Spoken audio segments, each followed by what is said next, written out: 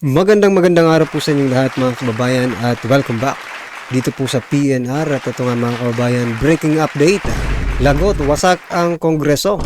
Chua umamin di kinaya. Vice President Sara Duterte panalo. Kamara umatras na. Ako.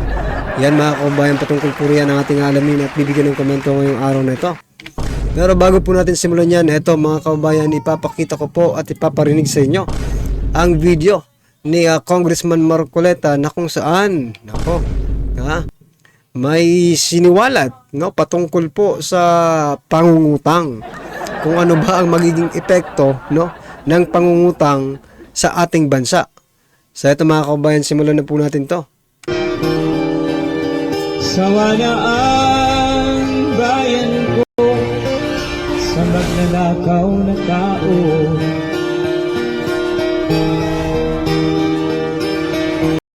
Dapat naman tayong mag-alala ngayong umabot na sa halos na 16 trillion na ang utang ng ating bansa. Kailangan wag lumampas sa 60% yung debt to GDP ratio. At kung halimbawa yan ay lumagpas na, ay dapat na tayo talagang mag-alala kahit na ginagamit sana yan sa mga proyektong pambayan na makatutulong sa kapakanan ng ating bansa. Ngunit ang pagkakautang kapag lumampas na doon sa comfortable level, ito naman ay magiging napakalaking problema ng ating bansa. Ang importante rito, habang tayo'y nangungutang, kailangan ipakita naman natin yung positibong resulta nito. Ang mahirap po ay utang na tayo ng utang, ngunit wala tayong maipakita na katibayan na ito'y nagamit po sa magandang pamamaraan at lalong-lalo na pinakinabangan po ng ating bansa at ng ating mga mamamayan. So yan mga kababayan, ito talagang tamang-tama po itong sinasabi ni Congressman Marcoleta. Palakpakan po natin. Kasi mga kababayan, napakalaki po ng utang natin ngayon, pero wala naman po tayong nakikitang proyekto. Ang tanong natin, saan napupunta ang inuutang nila? Kung wala naman pala tayong nakikitang mga projects, saan napupunta itong mga inuutang nila? Dapat talagang kung dapat ito pang imbestigahan ng TUWADCOM, di ba? Dapat ito ang mas priority. Kasi sabi nga po ni Congressman Marcoleta, nakakabahala po. Nakakabahala po kung malaki po ang utang natin tapos wala naman po tayong nakikita na resulta ng inutang natin. At bakit saan ba napupunta ang inuutang na malaking utang natin, di ba? Baka napupunta lang sa bulsa ng mga crooks. Yan, nagtatanong lang po mga kababayan kasi mapapatanong ka talaga. Kung saan napupunta yung laki-laki. 6 point something trillion, 6.6 ba? Trillion ang utang. Ay, 16? Teka, balikan po natin. Nabubulan tayo eh. Saan ba yun? Okay, 16 trillion yan. 16 trillion na ang utang, mga kababayan. Lumobo po, Napakalaki pong pera niyan. Pero wala man lang ni isang poste, wala man lang silang maipagmalaki na sinasabihin na this is our project. Ito ang ihahabilin ko para sa sambayan ng Pilipino. Pakikinabangan po ito ng sambayan ng Pilipino. Pero ano ang ginagawa nila? Lumaki po ang utang natin sapagkat nagwawaldas po ang ating gobyerno. Grabe po magwaldas ng pera ang ating gobyerno through ayuda. Aminin man natin sa hindi, itong ayuda talaga, ang maybe, yung kumbaga legacy project ng administrasyong ito. Kita mo, tinanggal na po yung AKAP sa version ng Senate, pero after all, popondohan po naman pala ulit. Huwag yung sabihin walang kinalaman ng presidente sa pagpondo ng AKAP. Ako po hindi naniniwala mga kababayan sapagkat magpinsan po ang ating House Speaker at si President Bongbong Marcos Jr. Kung kayo po ay naniniwala na walang kinalaman si President Bongbong Marcos Jr., dito po sa dagdag bawas na nangyayari, hindi lang bawas ang ginawa nila sa ibang departamento, kundi zero talaga Walang pondo yung ibang department, di ba? Pero pagdating po dito sa budget ay sa ayuda budget, kahit lantaran na, bulag pa rin kayong mga hinayutak kayo. Diba? Kahit nandyan na sa harapan ninyo, pinapakita na insertion yan. Bawal yan. Labag sa batas, kung baga. Nagbubulag-bulagan po kayo. Yan po ang totoo. Malamang parehas po tayo nang iniisip. Ang Kongreso, Senado ay nagbubulag-bulagan, nagbibingi-bingihan pagdating po, no? Sa budget ngayong 2025. Sabi nga po ng iba, ito na po ang pinakapangit, no, na budget ng ating bansa. Kung ito po ang pinakapangit na budget ng ating bansa, maaaring ito rin ang pinakapangit, no, na Kongreso at Senado ng ating bansa. Kasi pangit po di ba? Pangit ang budget, pangit na rin lahat. Kumbaga, domino efekto. Maaring hindi lahat. Kaya sabi ko nga, domino efekto. From Office of the President papunta sa Kongreso, Senado at Kongreso, no? Kung pangit ang budget, pangit po, no, yung kanilang administrasyon. Kasi kung maganda ang administrasyong ito, maganda rin po ang kinalabasan ng budget ng 2025. Pero bakit ganito? Marami po ang nagrereklamo, mga kababayan, no? Patungkol po dito sa 2025 national budget. Yan pa lang mapapaisip ka na bakit nagrereklamo kayo? Budget naman yan ng tao, ng gobyerno. Malamang, no? Malamang po magre-react ang taong bayan sapagkat bawat sintimo, mga ka-review natin, na pinupondo ng ating gobyerno, tayo po ang nagbabayad dyan through tax. Lahat po ng taxpayer, no? Kahit hindi ka nga taxpayer, as long as bumibili ka, you are living in the Philippines, ay nagbabayad ka pa rin po ng tax. Kaya kahit, di ba, sabi ko nga nun, kahit ikaw ay magsasaka, mangingisda, lahat tayo, mga kababayan, no, ay nagbabayad ng tax. Kaya lahat tayo may karapatan na ilabas ang ating mga hinanaing patungkol po sa gobyernong ito. Diba? Ito mga kababayan, panoorin po natin to at bigyan natin ng reaksyon. Ito na po. Kayong ang Kamara po ay wag nang pumasok pa sa issue po ng impeachment ng Vice Presidente. Kaya tila ngayon po sa amin po ditong social media pages, sinasabi ng iba, ang reaksyon ay parang lumalambot kayo, Congressman, sa isyong ito? Wala naman pong kinalaman to. In fact, hindi naman po namin napalakay po to.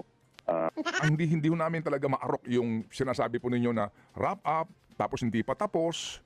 Parang sa amin po, ulitin ko lang, parang may something. Alam niyo yun? Parang meron kaming pakiramdam na parang there's something missing, Congressman. Mukhang hanggang doon na lang, yung mga opisyal ng AFP na naging security officer na pinagbigyan nito ay walang accountability dito. So, at binanggit nyo rin po, AFP na yung mag-iimbestiga. Sila Acosta napakinggan po natin itong sila Fajardo in open public hearing. Pero itong dalawang ito ngayon, itatago po ng militar yan, hindi ho open to the public yan Di ho ba? Parang yung parang nawala po yung essence ng Good Government Committee at saka yung public accountability and for the public to know, ito ho magiging sagot ng dalawang ito in open public hearing, Congressman. Concern po yung issue po pagdating po dito. Opo, pero Congressman, kami po bilang mga nagmamasid, pangkaraniwang mamamayan na nagbabantay po sa inyo pong ginagawang hearing, parang bitin kami. Kasi last hearing ninyo, lahat si Gina Acosta at maging itong si Edward Fajardo, ang inginunguso itong mga taong ito Di ho ba? Parang bitin kami na bakit hindi sila humarap sa public hearing, mapakinggan namin ang kanila namang katwiran doon sa mga sinasabi na ang nagdesisyon sa napakalaking halaga na pera ng bayan ay itong dalawang koronel na ito. Tama po kayo. Subalit ang paniniwala po kasi ng ibang mga kasamahan namin na ito po ay mas matutugunan ng issue ito ng AFP.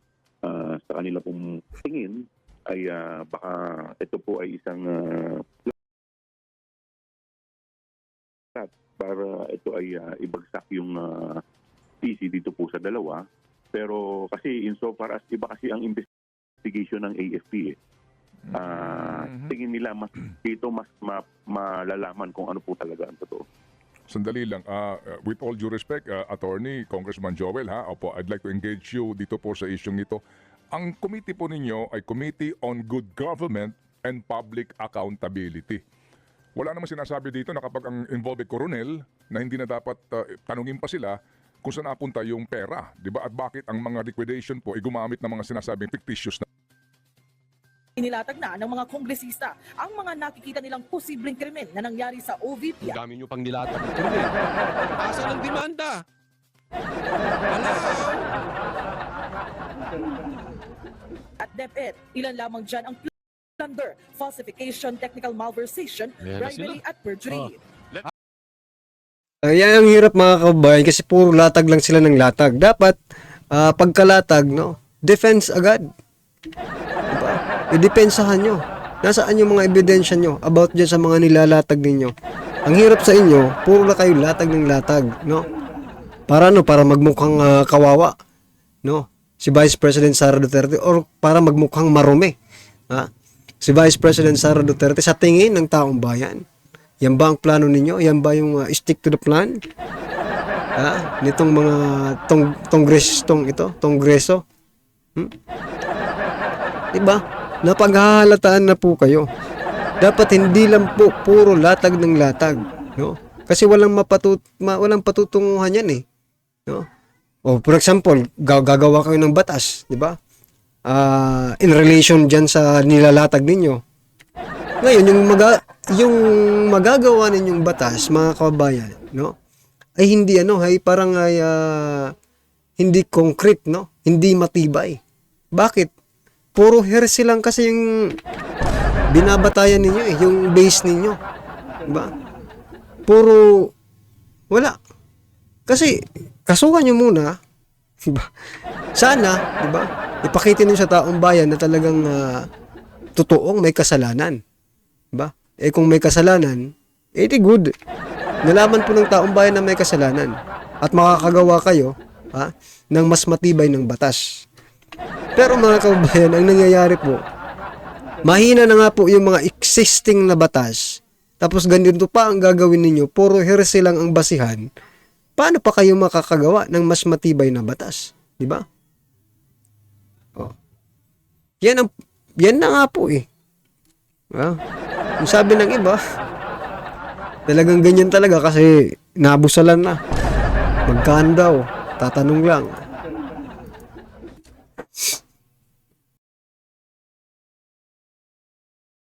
Asaan? Sige. Magdadadakdak ka na naman.